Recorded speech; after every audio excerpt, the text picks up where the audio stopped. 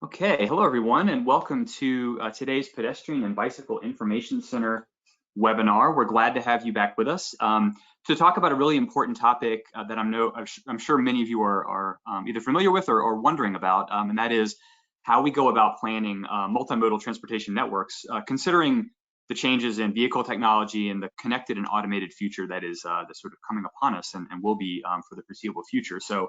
Lots of big questions here, and we have a great panel of experts here to talk us through some of those questions, and we look forward to answering questions you all may have on this topic as well. And before we get into the topic today, I did want to go through just a bit of housekeeping information. If you're not familiar with PBSC webinars, welcome. You'll as an attendee won't be able to speak up during the webinar today, but you do have the ability to submit questions to us using the questions pod in the GoToWebinar control panel. So you can submit those at any time. If you're wondering about something related to the presentations, or if you have a comment, we'd be happy to field those. And we are holding a good bit of time at the end of the presentations today to handle those questions and have a bit of Q&A with our panelists. So please submit those again when you have a chance or when you have them, and we'll get to them at the end of the webinar. We are archiving this session. We're recording the webinar today, and we will be posting that on our website, pedbikeinfo.org/webinars. I'll share the specific link to where you can find information about this webinar in just a moment. We have posted a copy of the slide presentations, so you can follow along there if you like, and then the video recording should be available there either later today or early tomorrow. We are also providing a live transcript of today's webinar. For those of you who are looking for that, I will share a link shortly in the chat so that you can follow along there with us. We'll provide a follow-up email later today with all of this information, including a link to where you can download a certificate of attendance for demonstrating your professional development hours for this webinar. Again, that'll be coming in a follow-up email later today. We have always, been posting our previous webinars. I would encourage you to check those episodes out and sign up for the upcoming sessions. We're continuing in partnership with ITE tomorrow, part 2 of a webinar on traffic signals and improving bicycling and walking at traffic signals. I can share the link shortly to register for that one. Again, that's the second part of a 2-part series. And then coming up in August, we're going to be having a webinar to highlight a new report from FHWA and FRA on rails with trails and looking at rail corridors for trail projects and sort of coordination and developing those networks. So be on the lookout for those. What I want to do now is share a bit of information with you about our panelists who are joining us today. So first, I'd like to introduce Stephanie Brody, who is Tool Design's research practice lead and a researcher who specializes in transportation planning and policy. Her expertise is in transportation equity, and she works with cities to develop equity frameworks for planning processes and conducting equity analyses. Stephanie also works with emerging mobility, including shared mobility and connected and automated vehicles, especially how new modes interact with active transportation and communities that have been historically marginalized. So thank you, Stephanie, for joining us today. Katie Heuser is also with us. Katie is a planner at Tool Design with a passion for transportation planning as a way to improve public health and unite communities. Her work focuses on making walking and biking a safe, comfortable, and attractive option for all. Katie has diverse experience working on research projects, safety curricula, active transportation plans, and safe routes to school efforts. So welcome, Katie. And finally, we're joined by Darren Buck, who is the Pedestrian and Bicycle Program Coordinator in the Federal Highway Administration's Office of Human Environment and oversees a variety of projects to research and promote safe, comfortable, and complete networks for bicycle and pedestrian travel. Prior to this role, Darren managed the Complete Streets program at the City of Alexandria, Virginia, and was a bicycle and bike share planner at the District of Columbia's Department of Transportation. So we're glad to be joined by all of these panelists today to share their expertise. And I want to turn it over now to Darren Buck from FHWA to share just a few opening words. All right, thanks a lot, Dan. Really appreciate it, and really appreciate Dr. Brody and Katie from Tool Design, who have worked hard on this task order for joining us to tell you a little bit about the work they've done to date.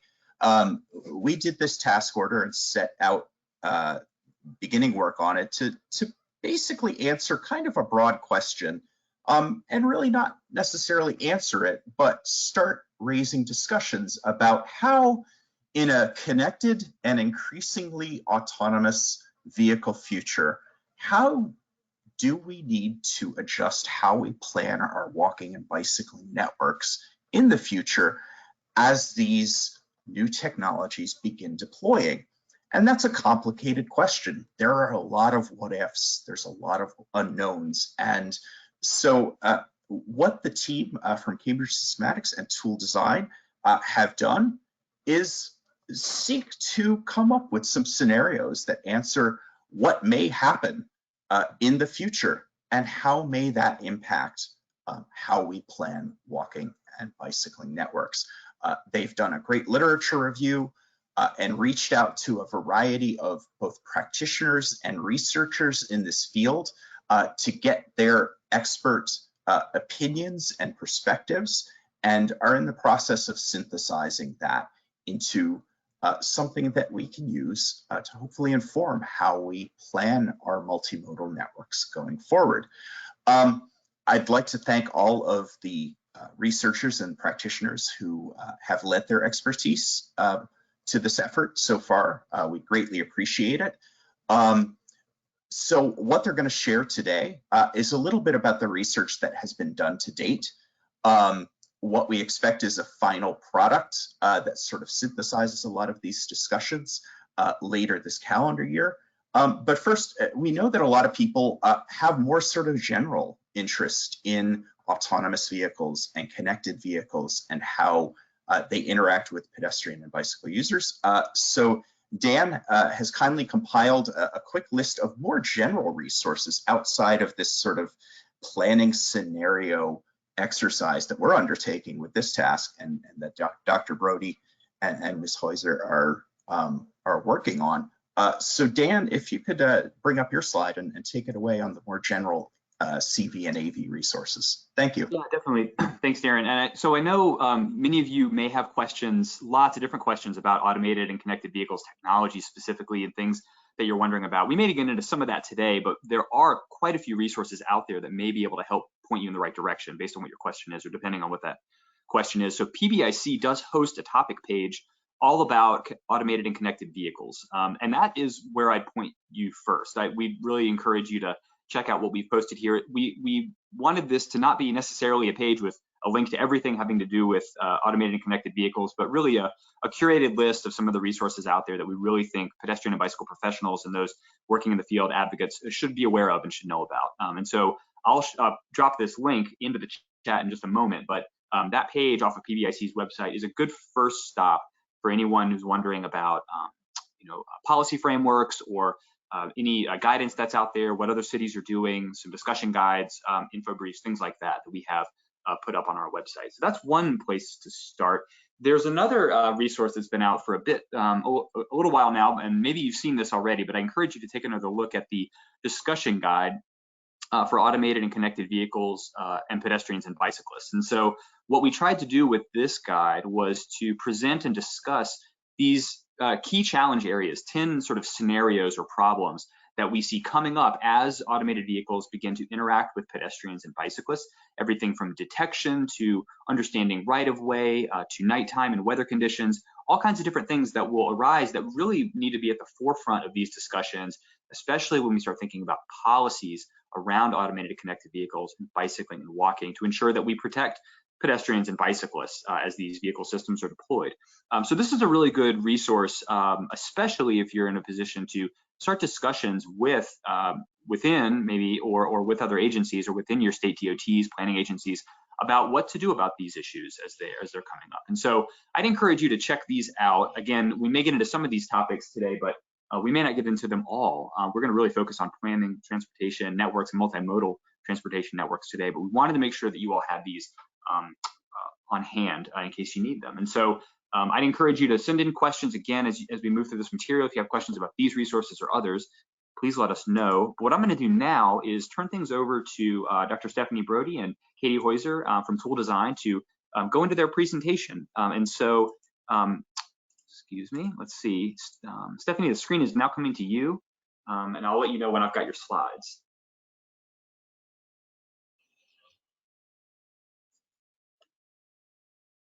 Great, looks awesome. You're all set. Excellent. Hi, everyone. Stephanie and I are looking forward to sharing our findings so far on the future of connected and automated vehicles and active transportation. Next slide, please. Looking at our agenda for today, I'll start us off with some definitions and an introduction of connected and automated vehicle technology, just to ensure that we have a baseline understanding of today's topics. I'll then pass it off to Stephanie, who will discuss what we've done so far with this research project. She'll give an overview of the project and discuss our methodology. We'll then get into what we found thus far. You'll see that our investigation of the relationship between CVs, AVs, and active transportation users have uncovered many uncertainties that will warrant further exploration and action. At the end of our presentation, we will present some next steps for this fall and summer. Next slide. So what are we talking about today? I'm sure folks have a varying level of familiarity with connected and automated vehicles. To provide some context for the rest of this webinar, I'll present a quick background of where the technology is at today. This webinar will focus on two distinct but related technologies: connected vehicles and automated vehicles. These technologies are often discussed together because they have a synergetic relationship. However, some vehicles may have connectivity without automation, and some may have automation without connectivity. Next slide. Automated vehicles, which we'll abbreviate as AV, are equipped with systems that allow the vehicle to operate under varying levels of human direction. They can take partial or full responsibility for steering, acceleration, braking, and navigation. Current automated technology includes adaptive cruise control, automatic braking, lane departure warning technology. As you can see on the slide here, this diagram from the Society of Automotive Engineers shows the established levels of vehicle automation. At level 0, the driver has full control of the vehicle operations, and as the levels ascend, the vehicle is equipped with technology that makes it more in control of driving. Some examples of level 4 vehicles exist now, but the development of level 4 and 5, which is really high or full automation, is still in progress. I want to note that our research today will focus mostly on highly automated vehicles, which is greater than level 3, and really where all these uncertainties lie. These technologies are providing safety benefits on highways, roads, and streets already by reducing human error. And that they present greater opportunities for safety for all road users, both in and out of the vehicle. Next slide. At level 5, fully autonomous vehicles can perform all functions of driving with no expectation for human intervention. These vehicles also bring a huge potential for reduction in collisions with pedestrians and bicyclists. Autonomous vehicles will drastically change the driving experience, both by allowing riders to disengage with the act of driving and enabling shared vehicles, which will be constantly driving around to pick up and drop off passengers. Next slide. On the other hand, we're looking at connected vehicles, and these have the capacity to communicate with other vehicles, transportation infrastructure, pedestrians, and bicyclists through their onboard computer systems. These type of communications are vehicle to everything, or V2X, and also include communications with the wireless network and personal devices. Why are these connections important? CVs may relay location, speed, yielding intention, detection, and other information in real time, and are especially useful to coordinate road users and to reduce conflicts or complex situations on the road. Various technologies are used to relay this information, which include detective short-range communications, cellular, Wi-Fi, satellite, and Bluetooth. And as so far, there's been no standard identified by policymakers or by automakers just yet. Connected vehicles present an opportunity to communicate with active transportation users through beacons or mobile phones, and we'll discuss a few of these nuances later in the presentation. Next slide. Looking into some of the capabilities of connected vehicles, automated vehicles, and the combination, NHTSA estimates that human error is one of the critical factors in 94% of automobile crashes. and safety improvements that eliminate this human error may be among some of the most important benefits of adopting connected vehicles and automated vehicles. Technologies that work to eliminate this human error include detection, prediction, and communication. Starting off with detection, computers, software, and sensors are used to monitor the external environment of the vehicle. The vehicle can operate accordingly when knowledgeable of the street and other road users. As of now, there are a few systems that really consistently detect pedestrians and bicyclists. There are quite a few challenges that are happening to detect active transportation users, which include low or glaring light, adverse weather conditions, or operating on crowded streets. Another challenge is that active transportation users are often hidden by other vehicles or by landscaping. Another big detection error or big detection issue is bias. And depending on the data set used to train these vehicles might not be able to recognize certain people as pedestrians. But that might include people of color, people using mobility devices, people on scooters, might not be always well represented in data used for machine learning. Moving on to prediction, once detected, these vehicles have to respond to the actions of pedestrians and bicyclists, and connected and automated vehicles must understand where they're going, their orientation, and their trajectory. Even when detected, pedestrian and bicycle behavior is not too easy to understand. It can be sudden, it can be unpredictable. We anticipate pedestrians and bicyclists acting even more unpredictably as CV and AV technology becomes more advanced. So the ability to properly detect, predict, and then respond in a short amount of time is really essential for safety. And finally, communication. As the vehicle's occupants become more disengaged with driving, human interactions like hand gestures or eye contact will be kind of rendered obsolete. Pedestrians and bicyclists regularly use these interactions to infer a vehicle's intentions, but a lack of this communication can lead to inefficient or even risky interactions. On connected vehicles and automated vehicles, external interfaces can accommodate for this loss of human-to-human connection. For example, if a vehicle is yielding to a pedestrian, it may flash their lights, use an auditory signal, or display a visual message. There are many techniques that exist right now, but no standard. Overall, the accuracy of all three of these technologies will influence the pedestrian and bicyclist comfort and their acceptance as CVs and AVs penetrate the market. Next slide, please. CVs and AVs require sophisticated detection, prediction, and communication technology because they operate and make decisions in extremely complex environments. As technologies improve and as CVs and AVs enter the mainstream fleet, the way these vehicles interact with human drivers, pedestrians, bicyclists, and other CVs and AVs will really influence how our streets look and function.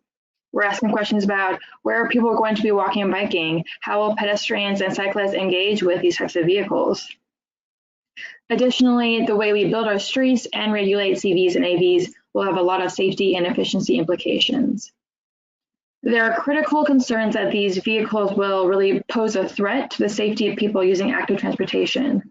So this is an important opportunity to ensure potential safety and operational benefits of CVs and AVs are not just consumed by the performance benefits for driving, and really that CVs and AVs will not become a detriment to people walking and biking and using other modes of active transportation.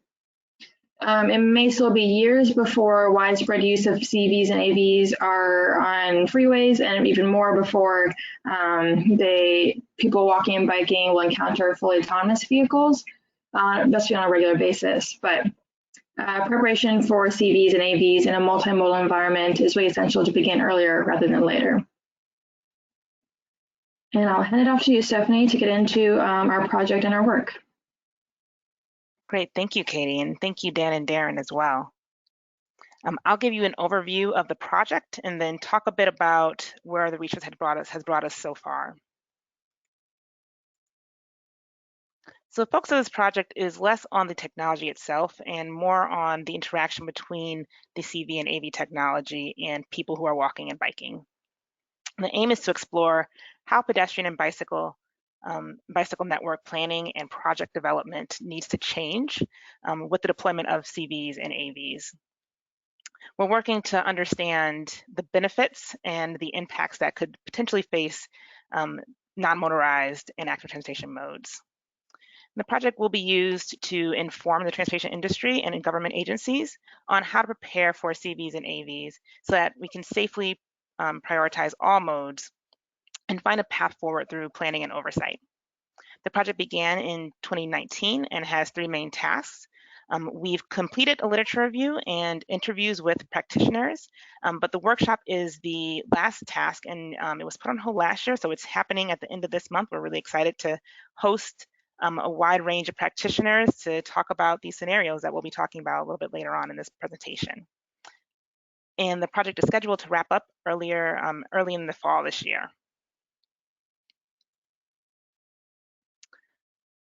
As I mentioned, we started with the literature review. We prepared this literature review to focus on research on connected and automated vehicles that also reference active transportation.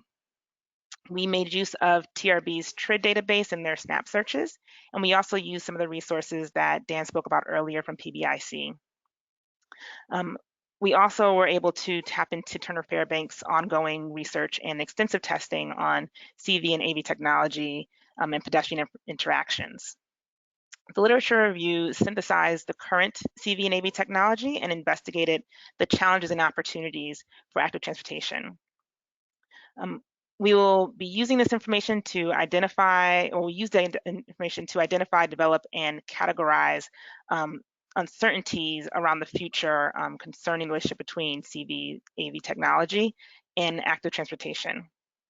So we'll talk about these uncertainties as I lay out the findings of our work. But these uncertainties were used to help frame a series of interviews we held. So the team conducted hour-long interviews with 10 experts and practitioners in the field.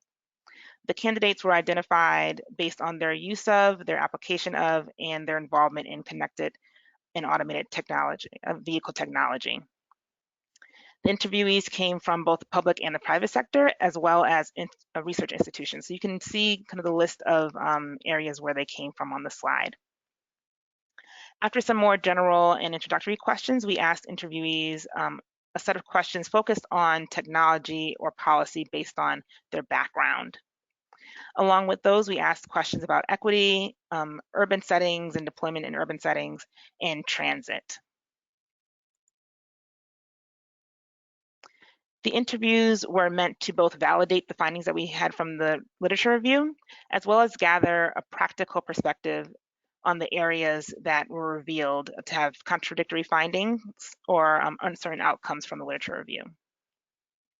The interviews helped us to identify and focus on details of uncertainties that raised critical questions and also might have needed additional research or further study.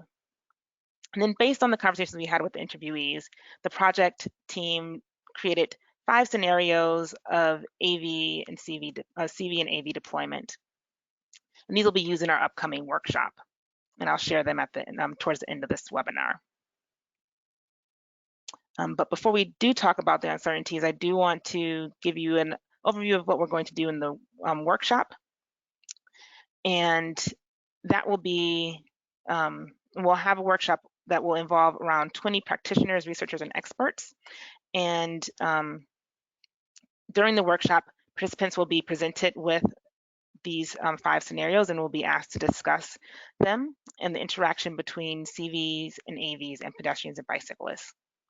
The conversations will provide valuable insight on the possibilities that CV and AV deployment have to provide opportunities for improved safety of active transportation and other road users, as well as the challenges around the interactions.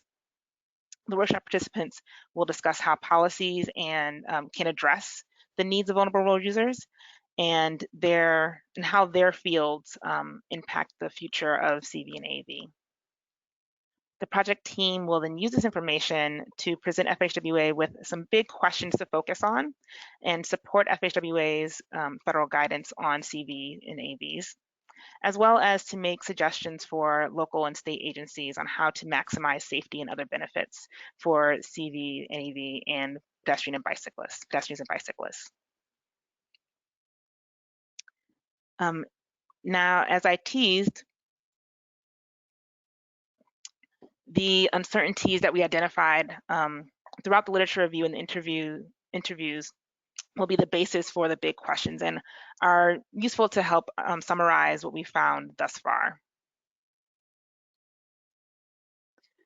So the uncertainties fall into several different areas: market penetration, communication and connectivity, vehicle occupancy, and programming and decision making. The first of these areas of uncertainties is market penetration.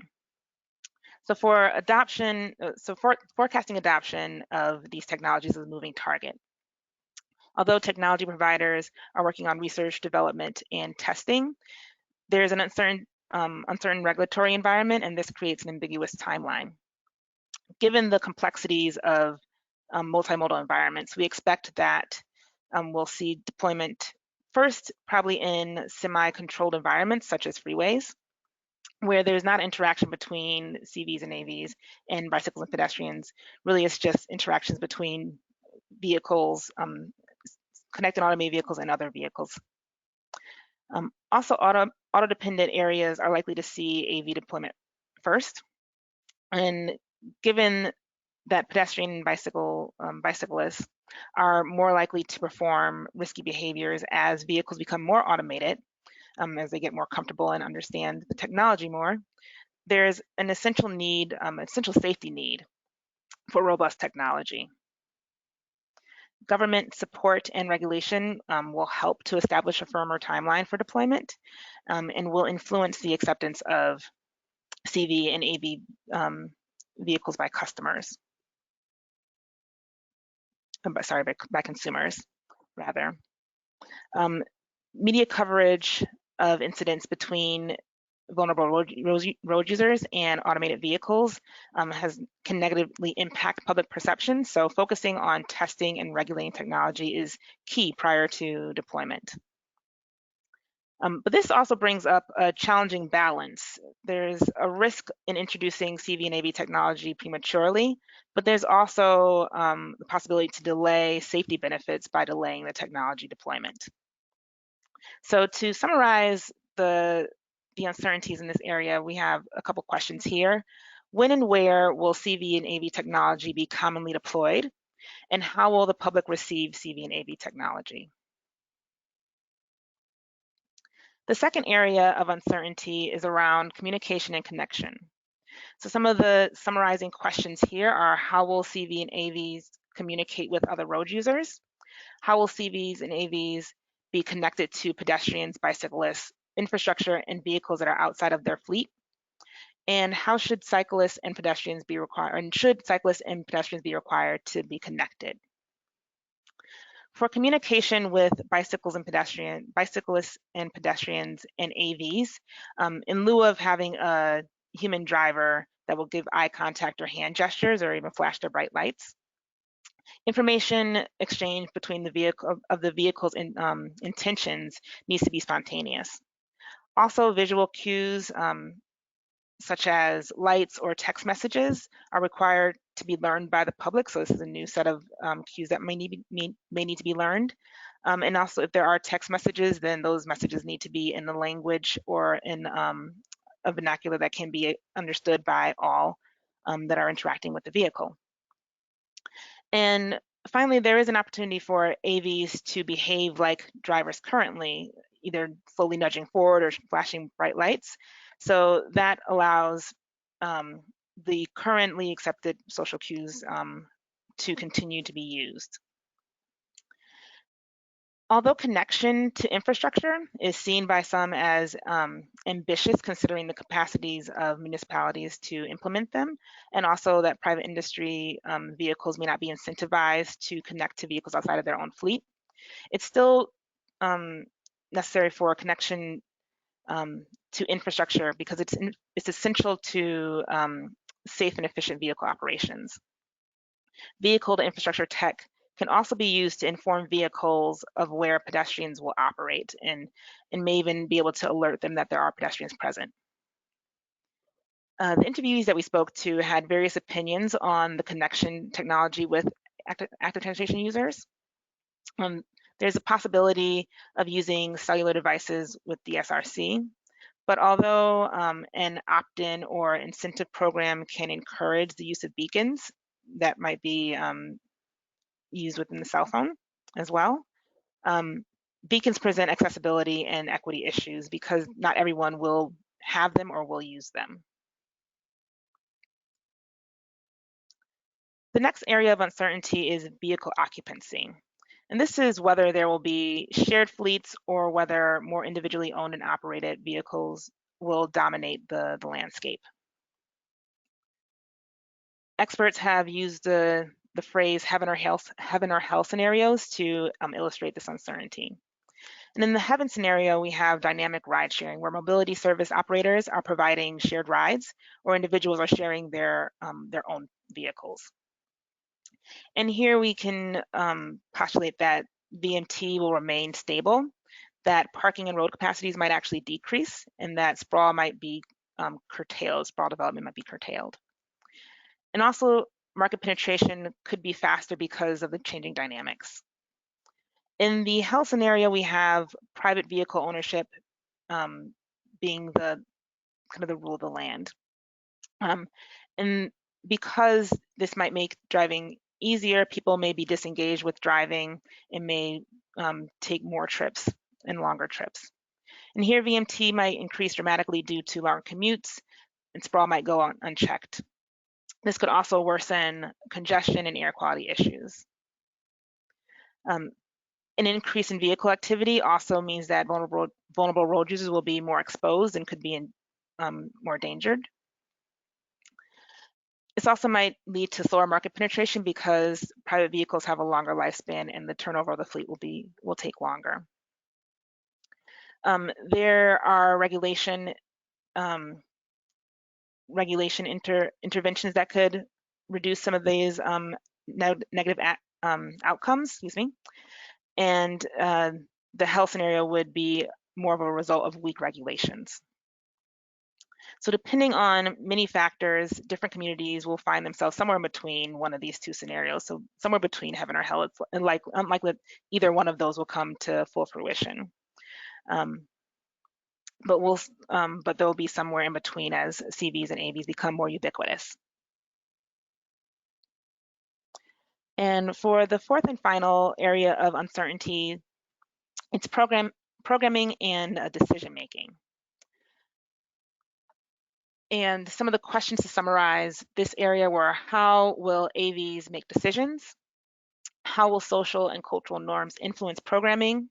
And how will technology producers address algorithmic bias?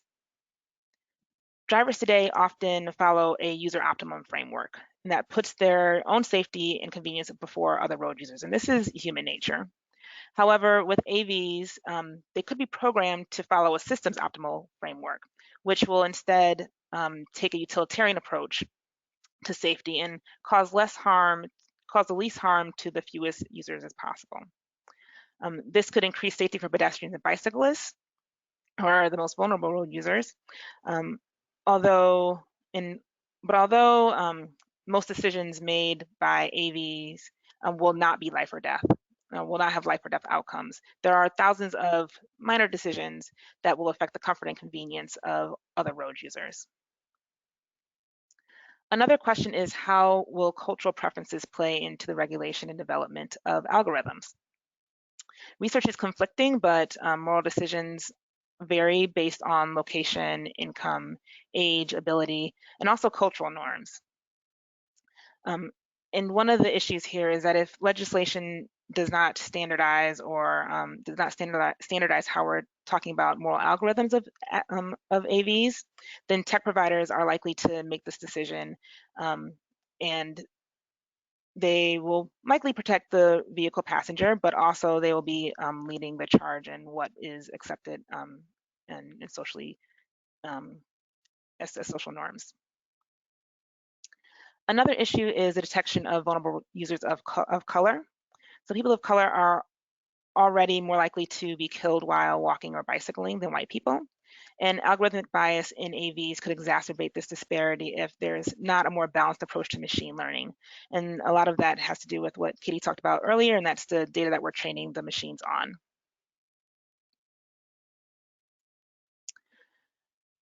So to kind of talk about some of the findings from the interviews specifically, while many uncertainties exist, the interviewees saw regulation as a valuable intervention to ensure that bicyclists and pedestrians and their safety would be accounted for during deployment and development of CVs and AVs. And although the level of regulation that was recommended varied among the interviewees, many supported developing policy in collaboration with stakeholders and road users. And they see the government intervention as necessary to mitigate risks. Several areas of regulation came from the conversation, and I'll just touch on them briefly. The first is that while testing will be led by automakers and technology developers, as most of governments do not have the capacity to do this, testing can help to address many uncertainties before the deployment of these vehicles and technology. Minimum safety features need to be established, as well as standards for testing and the technology interaction with vulnerable road users. Communication between vehicles, infrastructure, and vulnerable road users and the accompanying benefits can only be realized with government intervention. So based on our findings from the literature review and the interviews, we created 5 scenarios to explore how these uncertainties will influence active transportation in more detail. And in the upcoming workshop later on this month, the intention is to talk about several of the scenarios on these uncertainties and discuss the nuance of CV and AV regulation, where it would be useful and effective, and where it is necessary to protect vulnerable road users, and how regulation could also then slow deployment. So really kind of discussing the details of these scenarios, as well as how policy and regulation could impact deployment. So in this table, we have the uncertainties listed across the top and the 5 scenarios that I mentioned in the first column on the left. And these scenarios are a future in which we have limited connected technology, one in which bicyclists and pedestrians are communicating via cell phones to automated vehicles, one in which there are various levels of automation within the fleet, so level 3 and above, as Katie was mentioning. A future where we have extended pilot and testing periods of connected automated vehicle technology in a diversity of environments.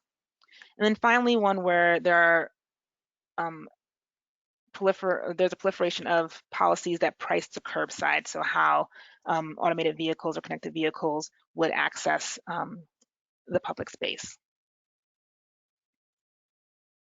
And for these scenarios, we'll be talking about how each of these areas of uncertainty play out in these scenarios, and get into more detail with our workshop participants to really dig into those and find those big questions. So as I mentioned, the workshops will be later on this month, and we will have a summary report early in the fall of this year. And with that, I will close the presentation section of this and open it up to questions. Thank you. Thanks very much, Stephanie and Katie, for that presentation and sharing your work in this area. There were some questions that have been coming in, so I'll let me change over to my screen. What I wanted to put up is a slide that has some contact information for our panelists. Just in case you want to reach out to them or reach out to us with a specific question, something separate from what we've been discussing. But I'd just like to go through some of these questions first and have you all weigh in. And if you still have questions out there, please submit those whenever you have them or would like to. One of the questions that came in was about a question related to, I guess, the pool of interviewees that you all worked with as part of this project. And I think on one of your early slides, you listed the various organizations and types of groups that you conducted interviews with, from public sector agencies to OEMs and the like. The question that someone had was whether you considered talking with individual pedestrian and bicyclist advocates or those working in accessibility or sort of more the community organization side, just to kind of get that sort of more public perspective to supplement it with these other sort of more professional or planning related technical audiences. I wondered if you considered talking to those groups. Yes, we did reach out to a few advocacy groups. Unfortunately, we did not secure an interview with them, but we did also invite them to participate in the workshops coming up. So really hoping to have as many diverse voices in this research as possible. We also have a expert panel that is related to this project. So there's advocacy representation on that panel as well that have been reviewing the deliverables and providing information and feedback to us as we've been conducting the research. And there was this is an interesting question. I'm not sure exactly how to phrase it, but the question about whether the pool of interviewees that you all worked with, whether you might consider that they were sort of AV enthusiasts versus sort of more AV skeptics, or maybe somewhere in that spectrum. Was that a factor in determining who you talked to about these issues? I imagine that your interview protocols were as objective as possible to get at the core issues, but I wonder if you could share that perspective on professionals in the field, their senses and feelings about some of these technologies as they're coming out. Yeah, so this is going to be, of course, my interpretation of their enthusiasm for the technology or not. But we did talk to OEMs and technology providers, so of course they are going to be excited about the technology as they're providing it. We also talked to folks in the public sector, and the folks in the public sector worked on CV and AV technology, so they are also more likely to know and be trying to implement or provide an opportunity for the technology to be tested and to be implemented. So I think that generally there's the folks we talked to were not only familiar, but also amenable and open to CV and AV technology. However, we wanted to make sure we had a objective point on it. So we also have the expert panel, and they are interested and knowledgeable about AVs and CVs. However, they are not necessarily providing the technology, and they're typically more in a research capacity or an advocacy capacity. Mm-hmm. I'll just chime in and say that our direction in this task order to Dr. Brody and the whole research team was that we did want a variety, that range of perspectives going in to express a full range of scenarios for them to consider in preparing this workshop. So it's intended not to sort of arrive at an absolute truth, but to present a whole diversity of outlooks on how the future could possibly roll out. Okay, thank you, Darren, for that. Here's an interesting question. I'll see if I can frame it the right way. A couple of questions on the same topic. Were there any assumptions going into some of the questions you asked about whether the AV technologies are sort of optimized for all road user safety versus maybe what people in the audience seem to be pointing out about some of these systems is that you can set them to exceed speed limits or to do other things that are maybe what we'd consider being beyond the most safe behaviors. Were there any assumptions about the technologies and their capabilities itself kind of underlying some of the questions? It does seem like there's a range of different ways that the technology can be used or allow for higher speeds and these sorts of things in different settings. So I'm just curious about what any of those assumptions were, maybe about the technologies themselves. Yeah, so in asking, so there were two sets of questions. When we were talking to technology providers and OEMs, we asked them questions about their technology and what their technology could provide, or questions that came out of uncertainties around uncertainties or unanswered questions in the literature. So there were not assumptions kind of baked into the questions, and we were asking them to provide us information about how their technology plays out. For the public sector interviews, we talked more about policy and how they have dealt with, or how they would deal with the implementation and deployment of those technologies. So I will also share one of the kind of interesting conversations that we had with a city and around this particular question.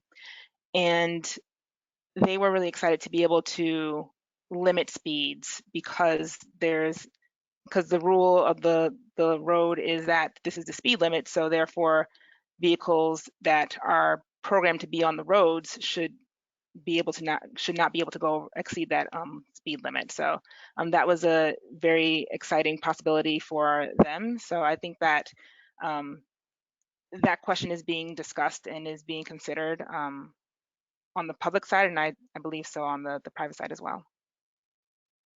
It's really interesting.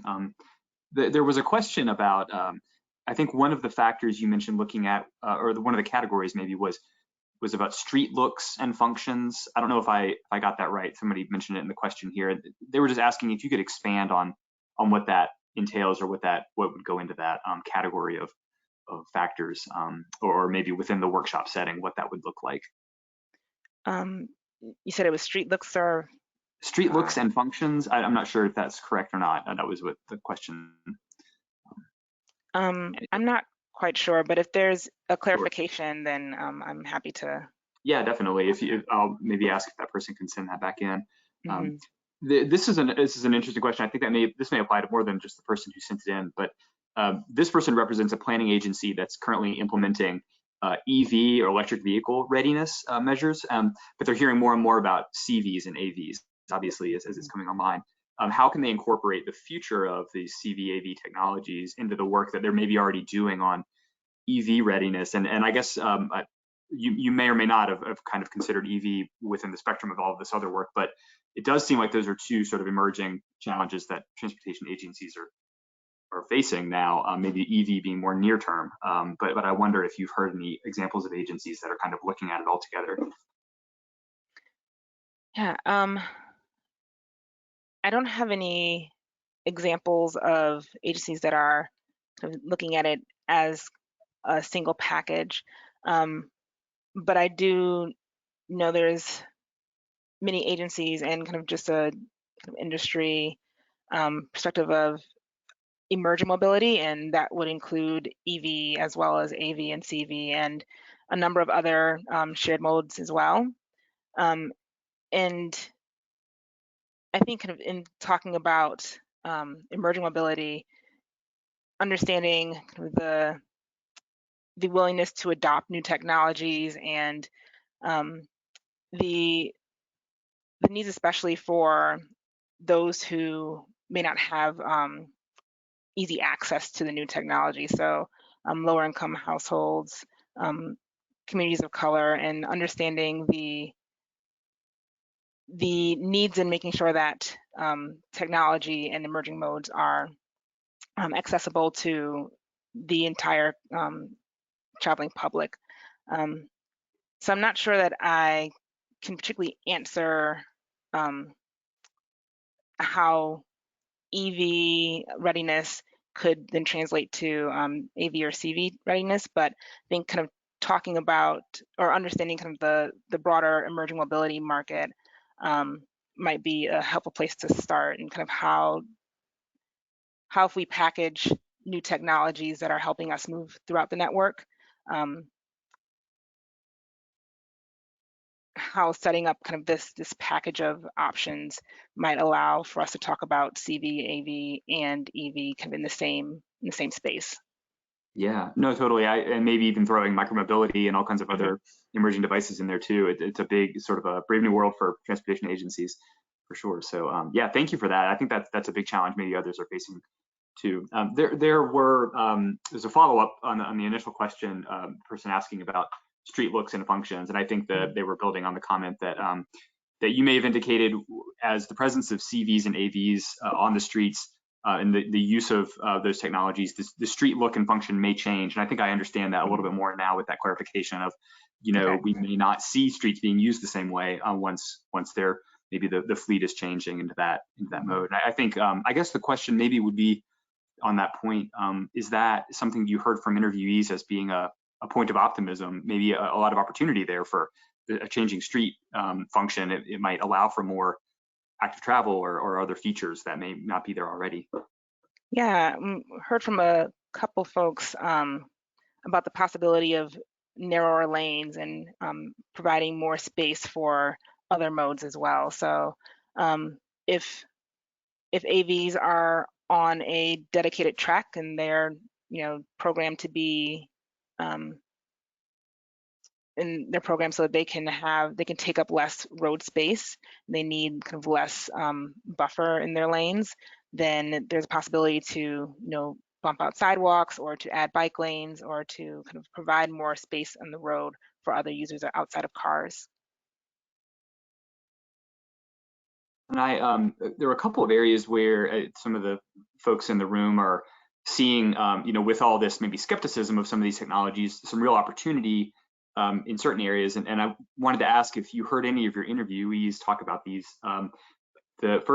Whether transit vehicles are going to be able to take advantage of a lot of these automated technologies to really improve on-time performance and just make biking and walking and multimodal transportation networks better overall, with the transit aspect of really capitalizing on these technologies.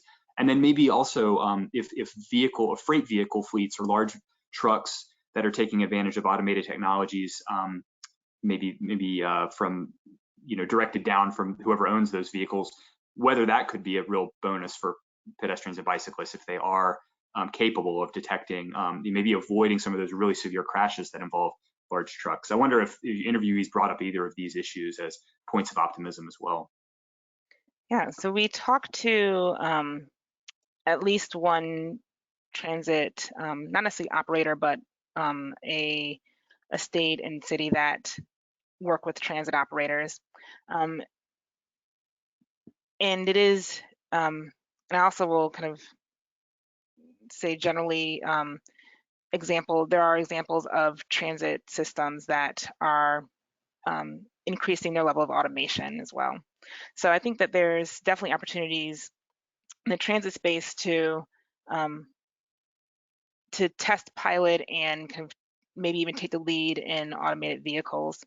I think that there are, challenges still. There will still need to be a person in the transit vehicle, so it's not that they might not necessarily be autonomous, and if they are, they will still have a concierge of sorts that are in the vehicle.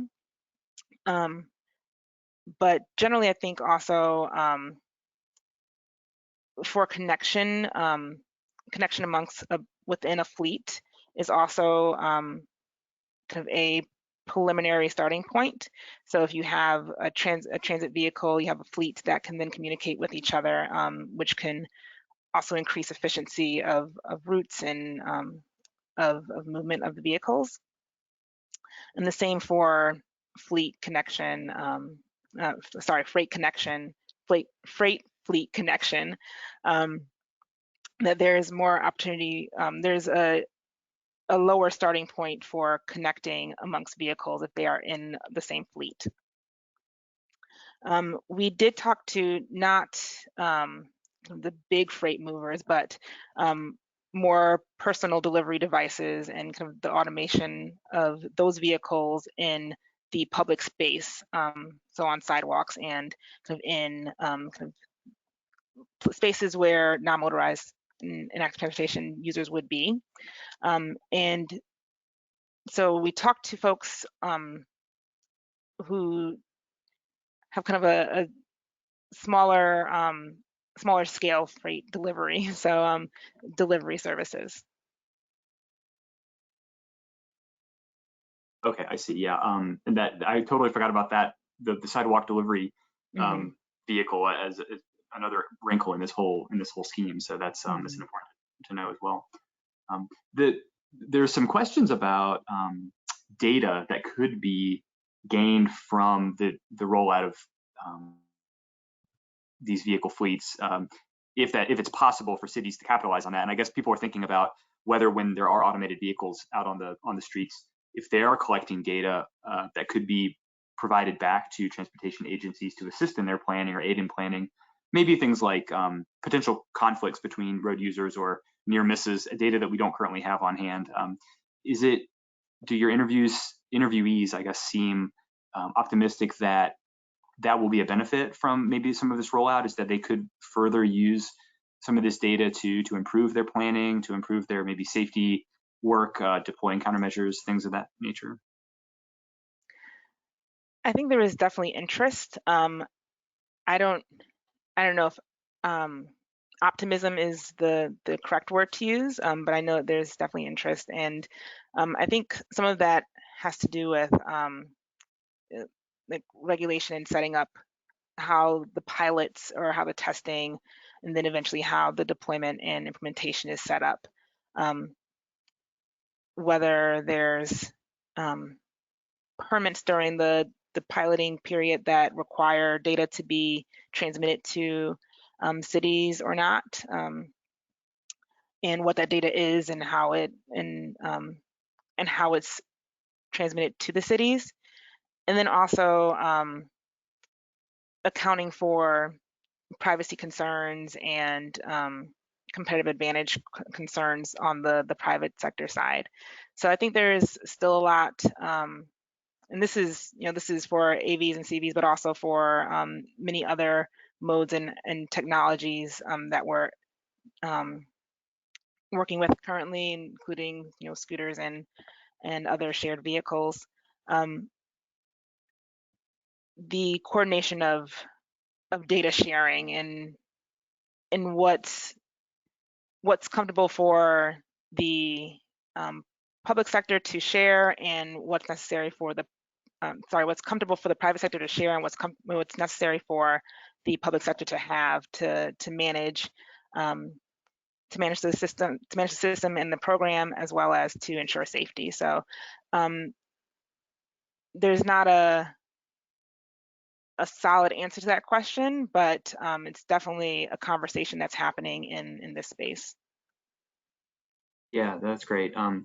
One other topic that people are wondering if that came up in your interviews was this idea, I guess, that as AV fleets are more common, or they're being deployed in more cities, that there may be additional demand on infrastructure within those cities.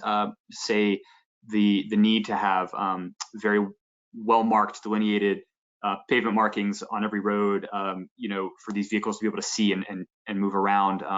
If that will be an impact on local budgets to have pavement quality at a certain standard, and be resurfacing maybe more regular than they would have otherwise. Is this a real concern based on what you heard, or is this maybe something that isn't as going to be as big of a problem for agencies in terms of their budget priorities as AVs are more common? It wasn't a big discussion point that we had during our interviews, and I mean, I have definitely heard this concern before. I think that over the course of the last few years, maybe 5 to 7 years, there's been more reliance on the internal detection and ability of the vehicle to understand the landscape, and potentially kind of creating their own maps within the vehicles. So there's, or not necessarily within the vehicles, but like within the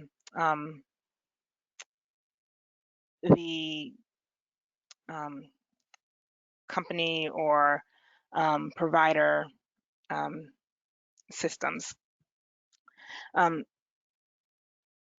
So I can't really answer how important it is or what the level of investment necessary for cities to maintain and upgrade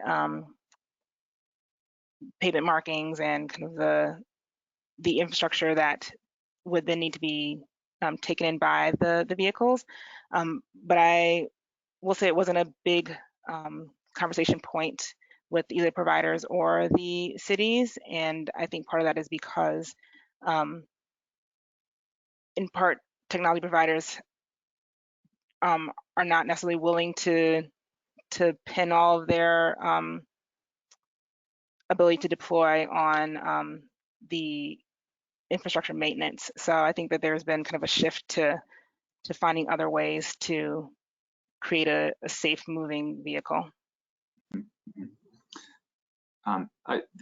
There seem to be, based on the comments, sort of a couple of different directions, I guess, that agencies may be going in when they're thinking about the sort of maybe the promise of these AV technologies. And it seems to be either agencies kind of saying, well, these technologies will work pretty well, so I think we're going to move away from separated infrastructure, say separated bike lanes for bicyclists. We're instead going to we're going to say, you know, these are all going to work well enough that we can have everyone mixing together in the same space on our streets. Others saying we want to continue and maybe even do more of building separated infrastructure for bicyclists and pedestrians to have their own dedicated space to preserve, you know, that space in case, you know, the vehicle fleet changes are, you know, different than we expect them to be, or maybe they don't pan out the way we expect.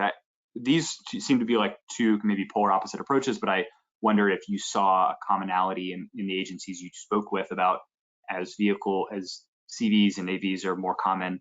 Do you see one approach taking hold more so than the other? Or is it truly a mix, would you say, of kind of different approaches there?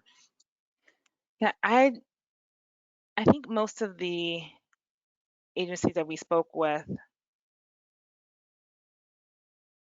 none of them were speaking about creating more separation, but they also were not talking about removing the current separation. And I think a lot of that was because of an assumption that there's still going to be vehicles that have drivers in the cars. So they're assuming kind of a mixed fleet where all the safety benefits of having an autonomous or highly automated fleet is not necessarily realized quite yet. So there's still you know, manned vehicles on the road that would benefit the vehicle, but also benefit those vulnerable road users for having separation. And would you say that in terms of the public sector, the public agency folks you spoke with, were many of them, you know, kind of actively working for their own city or maybe state on projects related to CV and AV deployment, or was it more the case that there weren't any active projects in this area going on in the city, but these folks have sort of an interest in or you know, they want to be aware of and know about changes that are coming, even if their city or their agency isn't actively working on maybe a plan for automated vehicles or something really concrete that they had in the works. Is there a lot of, I guess the other way to ask it would be, is there a lot of like ongoing work in these cities happening right now, or is it more just people keeping their ear to the ground, looking ahead? Yeah, so it's ongoing work primarily, and I'll share. We spoke with Pittsburgh Washington, D.C. and Columbus, Ohio, in terms of cities, and then also a couple of states. But of course, in Pittsburgh, they have Uber and Carnegie Mellon and lots of, or probably more than most AVs on the road currently. We also reached out to, the cities that we reached out to were particularly identified because of their pilots or their testing or there being AVs currently operating in the road space. And would you say, from having spoken with the states and also the cities, are you getting the sense that the from a policy angle, I guess, is it really the state DOT that's going to be driving a lot of the changes that are going to be happening on the ground, or are many of the cities kind of moving ahead, moving forward with their own policies and their own kind of establishing how they're going to handle things, sort of maybe independent from what their state DOT is doing? I think it's a mix of both. And from talking with the cities, I think that there's a really great desire to have coordination between cities and states. I think that there's it moves more quickly at the city level, and they're seeing kind of what's happening on the road and trying to adjust and regulate at that level. But I think the coordination, and that's kind of one of the takeaways, that coordination at the city and state, and then also at the federal level is critical. One other question here, a few questions actually on this topic. Did you see a spectrum of different responses when it comes to AV deployment and readiness, and some of the concerns that are occurring in more urban settings versus maybe AV deployment in rural areas? Did you look at that? I guess we wouldn't automatically think of PEDs and bikes and automated vehicle deployment in rural areas, but it certainly is a concern for some. And I wonder if you heard much about rural topics, rural issues when you asked your questions. Yeah, part of the reason why we wanted to talk to state DOTs as well was to make sure that we are kind of tapping into the other land use contexts. The rural deployment was a concern. There was less kind of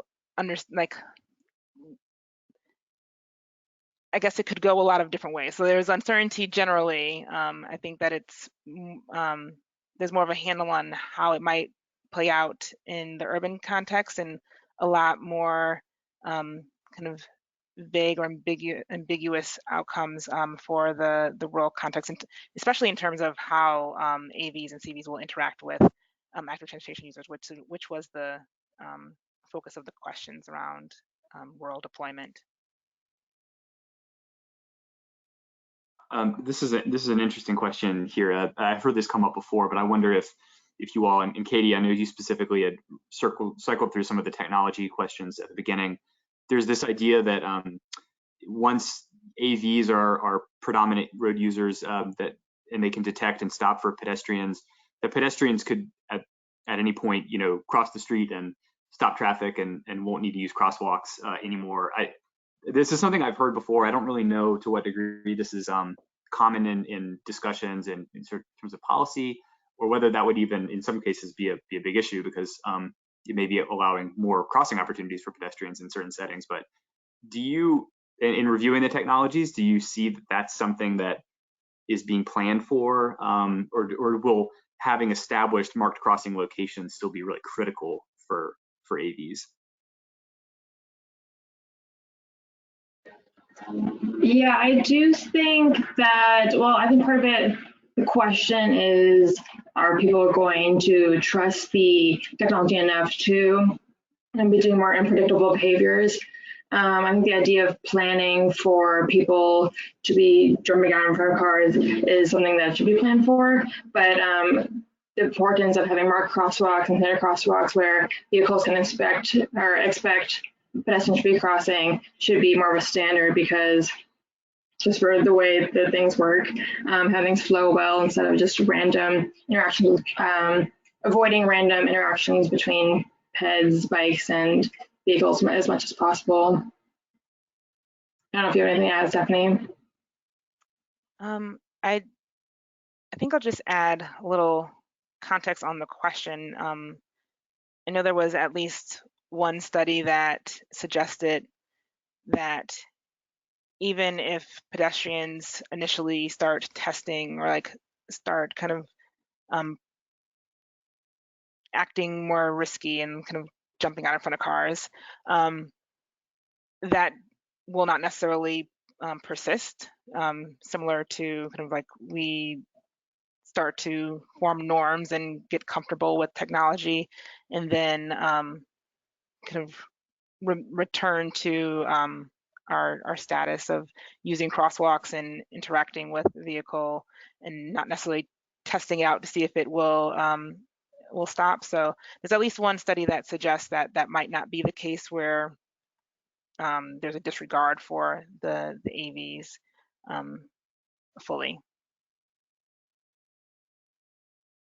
And this may get back to some of the questions that we talked about with respect to transit, but someone asked if anything was brought up about sort of first mile, last mile connections with respect to AVs and how they may interact and kind of support these multimodal networks. I think to some degree, Stephanie, you mentioned that this is being looked at as maybe a positive for transit vehicles being able to capitalize. But I guess you did get into rideshare systems and other vehicles that may be able to serve that first last mile connection. Yeah, we didn't discuss specifically first last mile in relationship to the interview questions. So any discussion around that would have just been related to transit travel generally.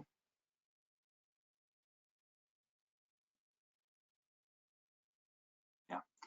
Well, I think we're reaching near the end of our discussion period, at least the questions coming in. I'll pause and see if any of the panelists, Darren, I don't know if you had any final words or maybe reminding us, whether that's Stephanie or Darren or Katie, about kind of what's to come from here and what the webinar attendees may be looking forward to seeing kind of come out of this work in terms of a final product. If you could remind us about kind of where it's headed. Sure. Yeah, I'll just chime in and thank all of you, especially Dan, for your incredibly adept handling of the Q&A. A fantastic discussion. I certainly learned something and took away a couple of great ideas for things we could do in the future. What we expect is kind of a written summary document of this entire project that comes out sometime fall of 2021, so a few months from now. Our work on this project, it will entail those subject matter expert workshops coming up this summer, followed by just the team working to sort of finalize that guidebook.